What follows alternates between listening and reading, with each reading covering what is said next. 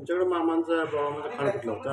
हा बाळूमामांचा खाण तुम्ही कुठला सांभाळत असा? फक्त मी लावरे सांभाळत होतो हो. आणि पिल्ली पाजायला त्यांची पाजायची शेरडातलं काय कट नव्हतो आम्हाला जेव्हा देतो उद्यानाच्या इतकी की राहिला आहे एक शेळीचं पिल्ली तरी पाचतोच आणि शेळी पुढे टाकतोस काय म्हणणार शेळीपाशी टाकतोस एक पिल्लं तरी मी गेलो की नौकाच गेला तर कोटायचं काय कळायचं नाही तिचं हां त्याला कसं पाडतात आणि काय करतात काय बकऱ्यांची ही मेंढी कुठली हे कुणाच्या मेंढीचं पिल्लं आहे हे तेव्हा मी ओळखत होतो आत्ता कसं तुम्ही ओळखू शकता का कसं नंबरावर हो आम्हाला नंबरावर जगा जगलं समजतं आमच्या नजरेवर होतं आणि आमची रोजच्याला वेगळी असायची पुढं लगडते कुठचं डोळा चाललाय कोणतं असं संपूर्ण वेगळी होती आता ह्यो लावराचा कान तो मेंढराचा कान्या मेंढराचा कान तो अगदी गाभणे मेंढराचा कान ती शेरडी तिकडे पिल्ली तिकडे असं सगळी लावली तिकडे वाहिली असायची सकाळचं उठून वेगळायची